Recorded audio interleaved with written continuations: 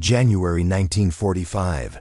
Somewhere in the frozen farmlands of Belgium, the medic tent swayed under the weight of wet snow, its canvas walls drumming softly against wooden supports. Inside, the air was thick with the metallic tang of blood and the antiseptic bite of carbolic acid. Kerosene lamps flickered, casting long shadows across rows of cots where wounded men lay in various states of silence, some praying, some staring, some already gone.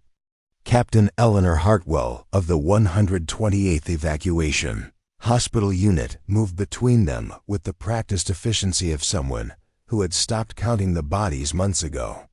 Her hands were steady. Her face was stone. Outside, the artillery had finally quieted, leaving only the muffled cries of the wounded and the endless, suffocating cold. It was just past dawn when they brought her in. Not a soldier. Not an officer. A woman, German. Her uniform was torn, mud-caked, and frozen stiff against her skin.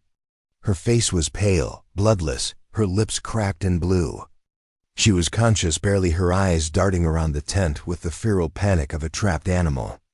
2 American infantrymen carried her on a stretcher, their expressions unreadable beneath layers of grime and exhaustion. They set her down without ceremony and left without a word. Captain Hartwell approached slowly, clipboard in hand, her breath misting in the frigid air. She had treated German POWs before, boys mostly, teenagers who cried for their mothers in broken English or defiant silence. But this was different. This was a woman. And in the winter of 1945, German women were not supposed to be here. The prisoner's name was Greta Shoemaker. She was 23 years old. She wore the gray-green tunic of a Luftwaffe auxiliary, a Nachrichten felon, a signals helper, one of the thousands of young women conscripted into support roles as the Reich's manpower bled into the snow and mud of the eastern and western fronts. Her hands were small, calloused, the nails broken and black with frostbite. Her eyes, pale blue and glassy with shock, followed Hartwell's every movement. She did not speak. She did not cry. She simply watched, as if waiting for the blow she knew was coming. Hartwell knelt beside the cot and began her examination. The woman's breathing was shallow, labored. Her pulse was weak but steady. There was no visible trauma to the head or chest, no shrapnel wounds, no bullet holes. But something was wrong. Hartwell could see it in the way the woman held herself, rigid, brittle, like a porcelain doll one touch away from shattering. She reached for the blanket to begin a full assessment, and the woman's hand shot out, gripping her wrist with surprising strength. Their eyes met, and in that moment, Hartwell saw something she had not expected. Not defiance, not hatred, but fear. Pure, unfiltered, animal fear. "Bit," the woman whispered. "Please." Her voice was hoarse, barely audible. "Bit nicht anfassen." "Please don't touch." Hartwell paused. She had heard many things in this war. Screams, curses, prayers in a dozen languages. But this quiet, desperate plea struck something deep and unfamiliar. She nodded slowly, gently prying the woman's fingers from her wrist. "I'm a nurse," she said in halting German, words learned hastily from a pocket dictionary months ago. "Ich bin Krankenschwester. Ich helf. I help." Greta's grip loosened. Her hand fell back to her side. Hartwell lifted the blanket and froze. What she saw would stay with her for the rest of her life. Not because it was grotesque, not because it was bloody, but because it was a wound invisible to the eye and yet more devastating than any shrapnel, any bullet, any explosion could ever be. The woman's lower abdomen and thighs were a patchwork of bruises deep, mottled purple and yellow, some fresh, some weeks old. There were lacerations, poorly healed, infected. There were burn marks, small and circular, like cigarette ends pressed into flesh. And there were other signs, clinical and unmistakable, of repeated, brutal trauma. Hartwell had been a nurse for 3 years. She had seen men with their insides on the outside. She had held boys as they died, whispering promises she could not keep. But this silent testament to suffering left her speechless. She covered the woman again, slowly, carefully. Greta was staring at the ceiling, her face blank, her breathing shallow. Hartwell stood and walked to the far end of the tent, where a junior nurse was sorting supplies. She did not speak. She did not need to. The look on her face said everything. The junior nurse, a 19-year-old from Ohio named Alice, glanced toward the German woman and then back at Hartwell. "What happened to her?" she asked quietly. Hartwell shook her head. "I don't know. But it wasn't combat." By the winter of 1945, the Third Reich was dying. The 1,000-year Reich, which had stretched from the Atlantic to the gates of Moscow, was collapsing inward like a wounded beast retreating to its lair. The Soviet Red Army was grinding westward through Poland and east, Prussia with a vengeance born of 4 years of scorched earth, and 20 million dead. In the west, American, British, and Canadian forces were pushing through Belgium and into the Rhineland, closing the noose. The Luftwaffe, once the terror of the skies, was grounded for lack of fuel. The Wehrmacht, once the most feared military machine in history, was a hollow shell of old men and boys. And the German people, who had once cheered in the streets as Hitler promised them greatness, were now huddled in basements, clutching whatever remnants of hope they could find. In this final, desperate phase of the war, the Nazi regime mobilized every last resource. Women who had been idealized in propaganda as mothers and homemakers, bearers of the Aryan race, keepers of the domestic flame, were now pressed into service. By 1944, over 500,000 German women served in auxiliary roles with the Wehrmacht, Luftwaffe, and Kriegsmarine. They operated radios, manned anti-aircraft guns, worked in factories, and staffed field hospitals. They were not supposed to fight. They were not supposed to die. But in the chaos of total war, such distinctions dissolved like snow in spring rain. Greta Schumacher had been one of them. She had volunteered in 1943, not out of ideological fervor, but out of necessity. Her father had been killed at Stalingrad. Her 2 brothers were missing somewhere in France. Her mother was dying of tuberculosis in a Berlin hospital that had no medicine, no heat, no hope. The Luftwaffe offered food, shelter, and a small wage. It offered purpose. She signed the papers without hesitation, was given a uniform and a month of training, and was sent to a signal station in Belgium, where she spent her days relaying coded messages and monitoring radio frequencies. It was tedious work. It was cold work. But it was better than starving in Berlin. Then the Allies broke through at the Bulge. The station was overrun in less than an hour. Greta and 3 other women were captured by a Wehrmacht unit in retreat, not liberated, not rescued, but taken. The commanding officer, a captain whose name she never learned, decided that since they could not be evacuated, they would serve a different purpose. There were no witnesses, no officers, no rules. Just 5 men and 4 women in the frozen ruins of a Belgian farmhouse, and the thin veneer of civilization that war had already stripped away. For 3 weeks, Greta endured. She did not resist. She did not fight. She simply survived, 1 hour at a time, 1 breath at a time, because that was all she had left. When the American 2nd Armored Division finally arrived, the Wehrmacht unit fled. The women were left behind, discarded like empty ammunition crates. Of the 4, only Greta was still conscious. 1 had frozen to death. 2 had died of their injuries. Greta was found curled in a corner, clutching a piece of bread she had been too afraid to eat. She expected execution. She expected interrogation, beatings, revenge. What she did not expect was kindness. What she did not expect was Captain Eleanor Hartwell, an American nurse with tired eyes and gentle hands, kneeling beside her and saying, "Ich helfe. Captain Hartwell had grown up in a small town in Pennsylvania, the daughter of a schoolteacher and a Methodist minister. She had been raised on the principles of duty, compassion, and the inherent dignity of every human being.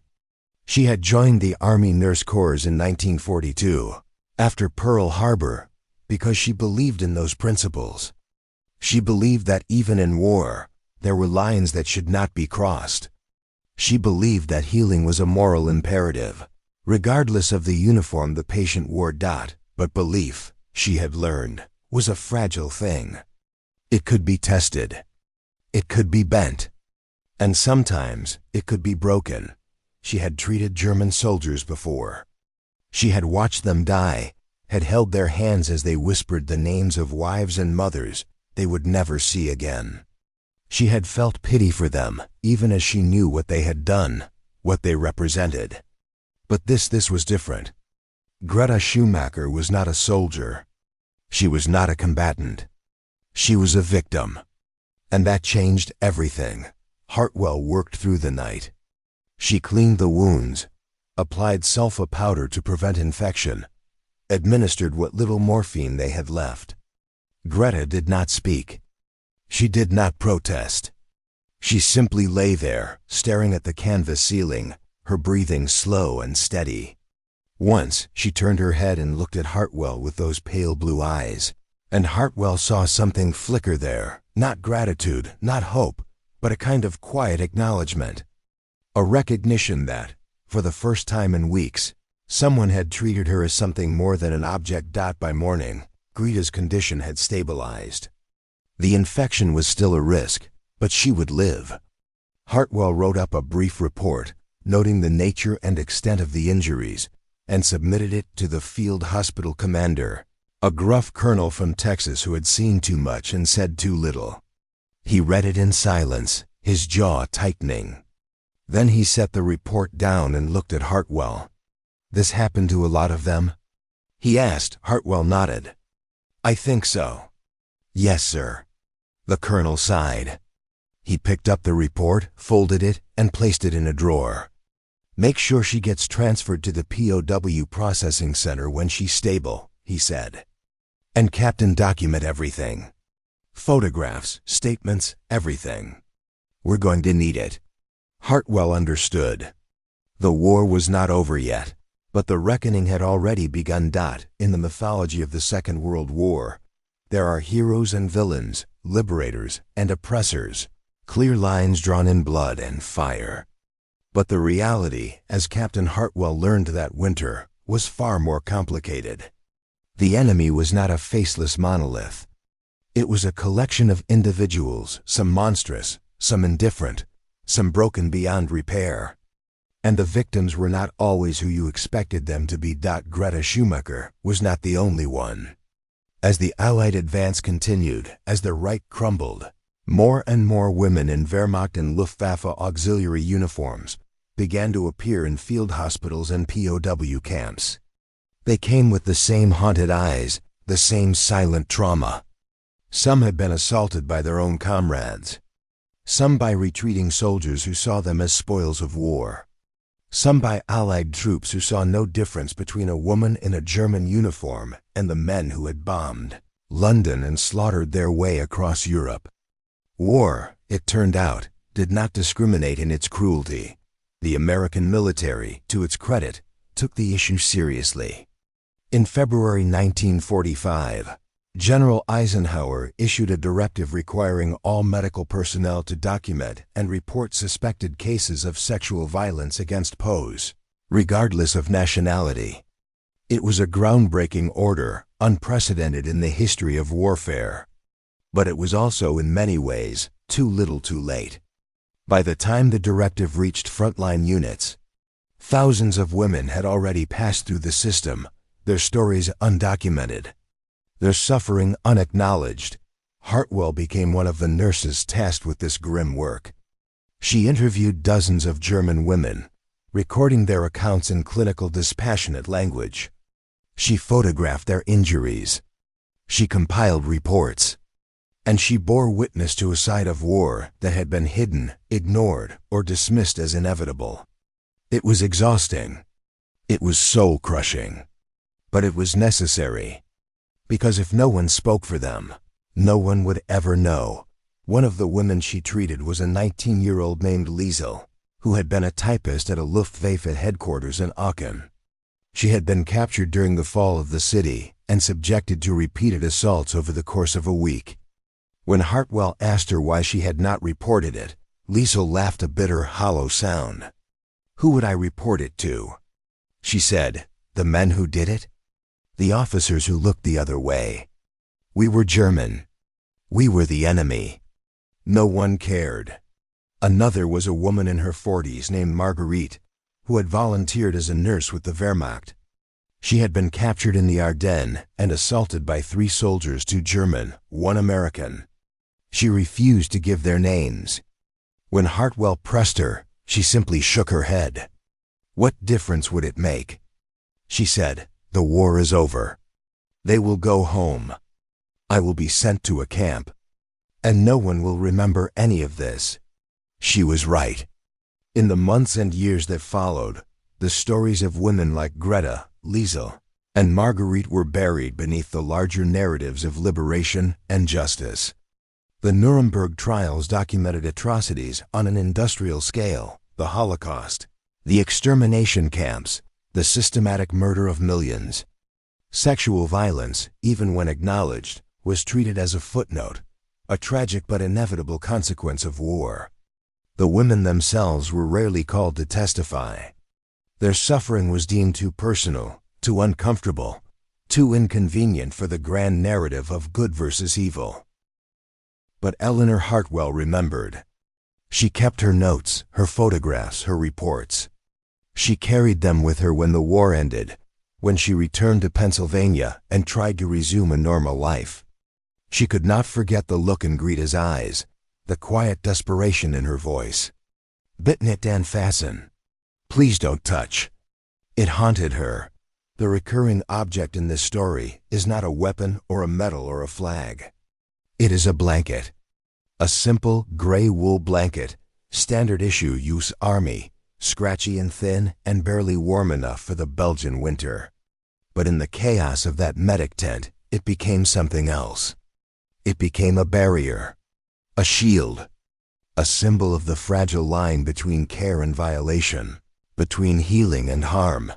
Every time Captain Hartwell approached a wounded German woman, she would hold the blanket first.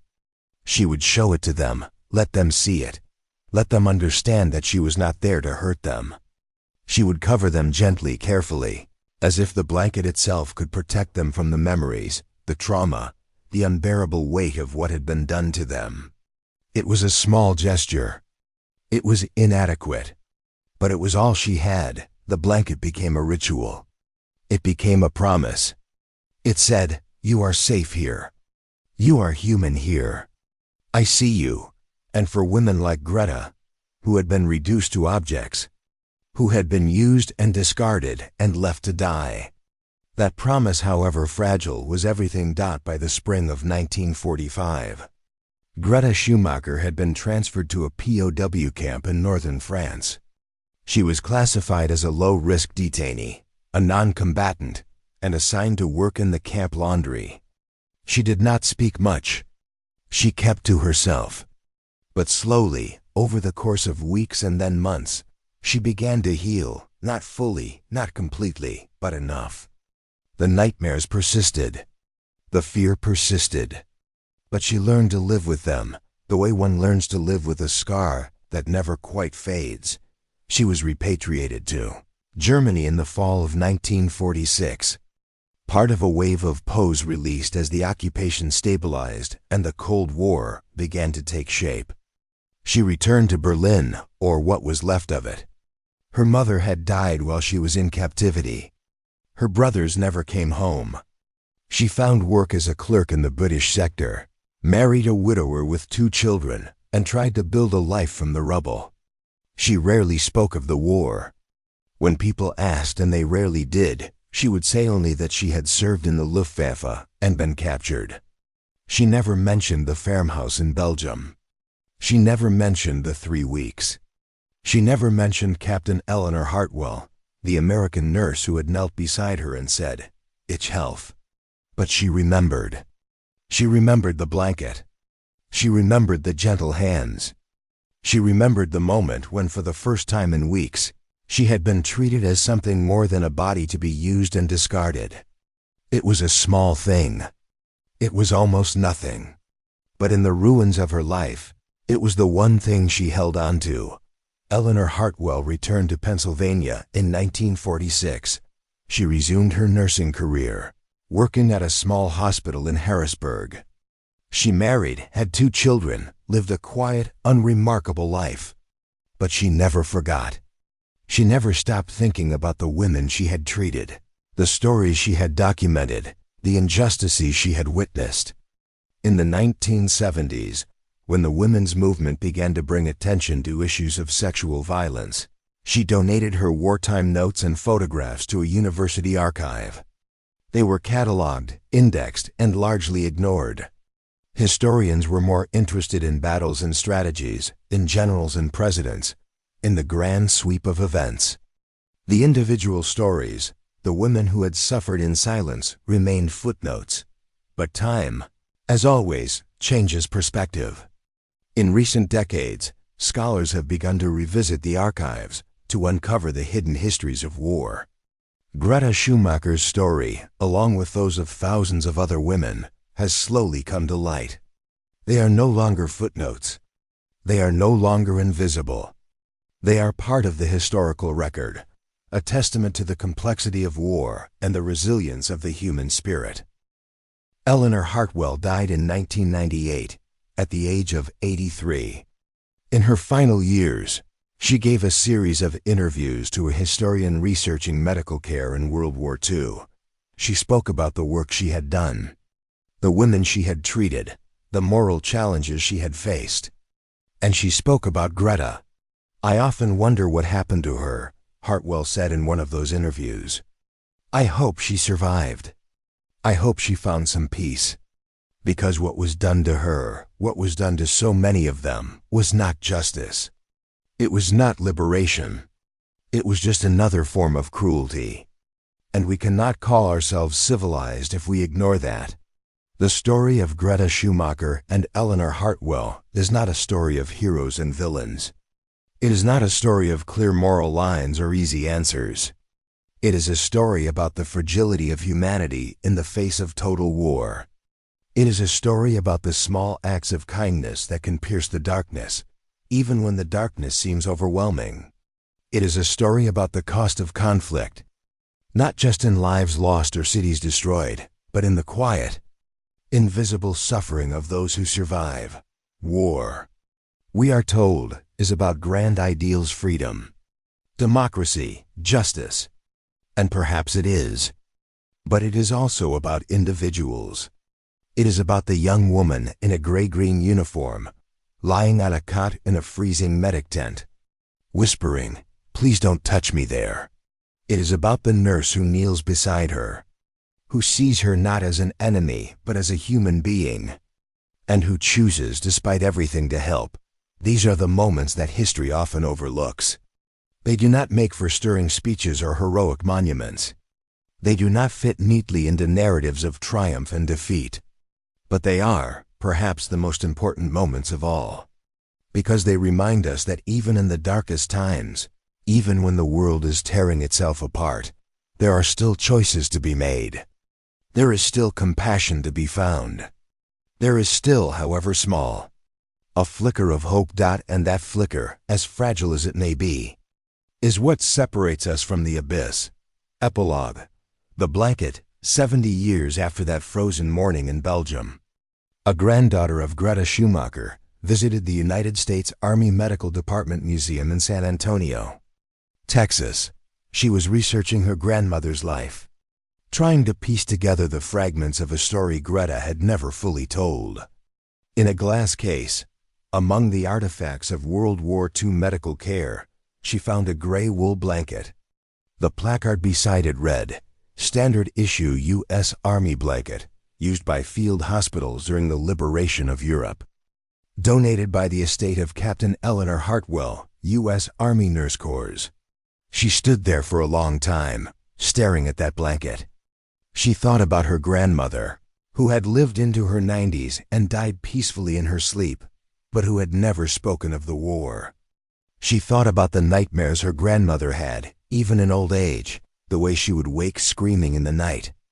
She thought about the scars, physical and otherwise, that her grandmother had carried in silence, and she thought about the American nurse, Eleanor Hartwell, who had taken the time to be gentle, who had taken the time to see a human being beneath the enemy uniform, who had taken the time to offer a blanket, not just for warmth, but for dignity. In the end, that is what war strips away first, not cities, not armies, but dignity.